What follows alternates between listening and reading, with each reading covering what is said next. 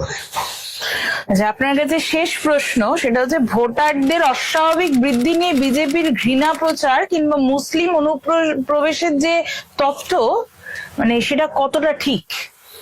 এই প্রশ্নে আমি একটাই আপনাদের সামনে তথ্য দিই। সে তথ্যটা হচ্ছে যে ভারতবর্ষে চেহারাটা কি। ভারতবর্ষে ভাগ হওয়ার আগে 1941 সালের যে সেন্সাস রিপোর্ট ছিল, সেই সেন্সাস রিপোর্টে হিন্দু পপুলেশন ছিল 67.05 আর মুসলিম পপুলেশন ছিল 26.2 শতাংশের দিক থেকে বলছি আমি। আর 2011 সালে সর্বশেষ যে সেন্সাস হয়েছে, সেই সেন্সাস অনুযায়ী হিন্দু সেইটার পার্সেন্টেজ দাঁড়িয়েছে 70.54 এবং মুসলমানের পার্সেন্টেজ দাঁড়িয়েছে, মুসলমান জনসংখ্যার 27.01। বাড়লো কোথায় বলতে হবে তো। ফলে গোটাটাই হচ্ছে ঘৃণা প্রচার। আমি দ্বিতীয় আর একটা তথ্য আপনাদের দিই, যেটাকে বলা হয় ডিকেডাল গ্রোথ, অর্থাৎ এক দশকে কত পপুলেশন বৃদ্ধি হয়েছে সেন্সাস রিপোর্ট অনুযায়ী। 1981 থেকে 1991 এই সময় ভারতবর্ষে পপুলেশন গ্রোথ রেট ছিল 23.9 আর পশ্চিমবাংলায় ছিল শতাংশ, পশ্চিমবাংলায় ছিল 24.7%। তার মানে আমরা ন্যাশনাল অ্যাভারেজের উপরে ছিলাম। 81 থেকে 91 বামফ্রন্টের ভূমি সংস্কার, শিক্ষার প্রসার কিভাবে মানুষকে পরিবর্তিত করেছে। 2001 অর্থাৎ 91 থেকে 2001 এই 10 বছরে, এই দশকে ভারতবর্ষের পপুলেশন গ্রোথের শতাংশ রেট ছিল 21.5, পশ্চিমবাংলায় 24.7 থেকে এক ধাক্কায় নেমে চলে আসলো 17.8। আবার 2001 থেকে 11 আপনি যদি দেখেন, গোটা ভারতবর্ষেও গ্রোথ রেট কমলো, কমে 21.5 থেকে হলো 17.7। আর পশ্চিমবাংলায় আর একটা উল্লম্ফন দিয়ে আরো কমে হলো 17.8 থেকে কমে হলো 13.8। যদি অনুপ্রবেশী হয়ে থাকবে তাহলে তো পপুলেশন গ্রোথ রেট তো এই হারে দেখাতো না, তাহলে তো অনেক বেশি হতো। কিরম অসত্য কথা বলছেন, এই তো সব সেন্সাস ডাটা, এগুলো এই তো RSS এর হোয়াটসঅ্যাপ ইউনিভার্সিটিতে তৈরি ডাটা না। মুসলমান জনসংখ্যারও বৃদ্ধি হয়নি, গ্রোথ রেট গোটা ভারতবর্ষে কমছে, হিন্দুরও কমছে, মুসলমানেরও কমছে। বহু রাজ্য আছে যেখানে হিন্দুর যে বার্থ রেট আছে তার চাইতে মুসলিমদের বার্থ রেট অনেক কম। তার মধ্যে উল্লেখযোগ্য একটা রাজ্য হচ্ছে উত্তরপ্রদেশ। তাহলে এই যে বলা হয় যে এখনই কিছু ব্যবস্থা মুসলমানদের না তাড়ালে ভবিষ্যতে ভারতবর্ষেও মুসলমানরা দখল করবে, কোথায় পপুলেশন গ্রোথ পার্সেন্টেজে তো কোনো চেঞ্জ নেই। বরঞ্চ হিন্দু ছিল 67%, 41 সালে সেটা হচ্ছে 70%। ফলে গোটাটাই হচ্ছে একেবারে মিথ্যা প্রচার, অসত্য প্রচার। এবং দুঃখের কথা হচ্ছে ভারতবর্ষের সাংবিধানিক সংস্থাগুলোকে এই অপরাধী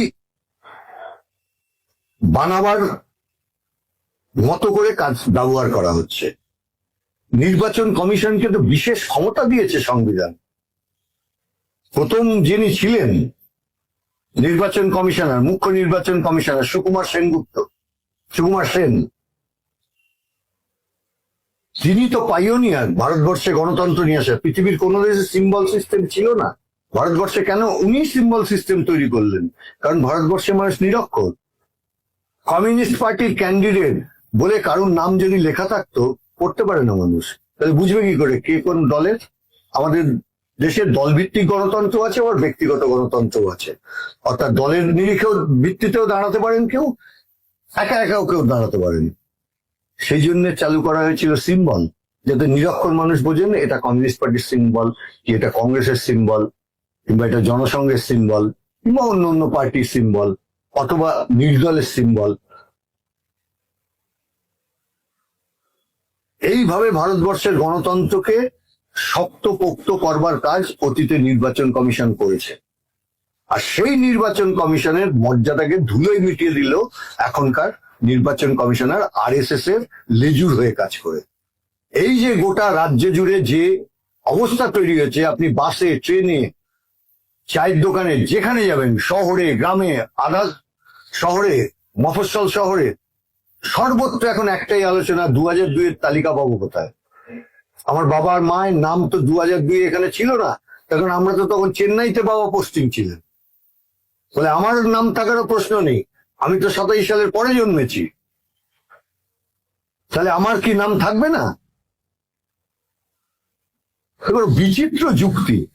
11টার প্রশ্নে পাশে লেখা নেই, 12 নম্বর যেটা সুপ্রিম কোর্টের নির্দেশে নিজের খেলা থুতু চাটতে বাধ্য হলো নির্বাচন কমিশন, যে আধার কার্ডকেও অন্যতম প্রামাণ্য নথি হিসেবে ধরতে হবে, তার পাশে লেখা আছে এটা নাগরিকত্ব, কেবলমাত্র পরিচয়পত্র, নাগরিকত্বের প্রমাণপত্র নয়। তাহলে আগের 11টা নাগরিকত্বের প্রমাণপত্র? নির্বাচন কমিশনের কোনো এখতিয়ার আছে নাকি এটা ঘোষণা করবার, যে কোন কোন নথি দেখালে দেশের নাগরিক? ওটা তো স্বরাষ্ট্র মন্ত্রক জারি করবে। প্রয়োজনে ন্যাশনাল রেজিস্টার যে সংস্থা আছে, এনআরসি, তারা ঘোষণা করবে। আসলে আরএসএস তো দেশের সংবিধান মানে না, আইন মানে না, কানুন মানে না, কিছু না। আর পশ্চিম বাংলায় ওদের দোসর আরএসএস এর দুর্গা মমতা বন্দ্যোপাধ্যায়, তিনিও এখানে গণতন্ত্র মানেন না। তিনিও গরিব মানুষের সামনে তার এক রূপ, আর এই গরিব মানুষের নাম বাদ যাবে তার বিরুদ্ধে তিনি কিছু বলছেন না, শুধু বলছেন ভোটার লিস্ট থেকে কারোর নাম কাটা যাবে না, অর্থাৎ যে ভুয়ো ভোটার গুলোর ভোট ফেলে ওর দল, তার ফলে উনি মুখ্যমন্ত্রী হয়েছেন। ফলে বিজেপি এবং তৃণমূলের মধ্যে স্পষ্ট বোঝাপড়ার ভিত্তিতে এখানে চলে। তা নাহলে একটা মন্ত্রীরও জেলের বাইরে থাকার কথা নাকি এখানে? ওই বোঝাপড়া করেই তো চলছে, তুমি রাজ্যে থাকো, আমি কেন্দ্রে থাকি। এবং কোনোদিন দেখেছেন কেন্দ্রীয় সরকারকে বিপদে ফেলার জন্য তৃণমূলের সাংসদরা কোনো ভূমিকা নিয়েছেন?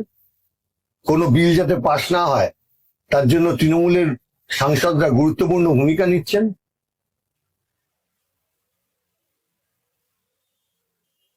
ফলে আমাদের যে বিরোধিতা আর তৃণমূলের বিরোধিতা এক নয়।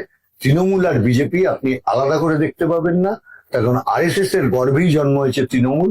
তৃণমূল পার্টিটাই তৈরি করা হয়েছিল কংগ্রেসকে ভাঙবার জন্য আরএসএস এর বুদ্ধিতে, যে কারণে এই পার্টির সিম্বল অ্যালটমেন্ট তার জন্য চিঠি দিয়েছিলেন কে? এল.কে. আদবানি। কমিউনিস্ট পার্টির হয়ে চিঠি তো কোনো জনসংঘের নেতা বা কংগ্রেসের নেতাকে দিতে হয়নি। এর থেকে স্পষ্ট হয়ে যায়। ফলে আমাদের কথা হচ্ছে, একজন প্রকৃত ভোটারের নাম বাদ দেওয়া যাবে না, আর একজন মৃত স্থানান্তরিত ভুয়ো অথবা ডবল এন্ট্রি তাদের নাম রাখা যাবে না।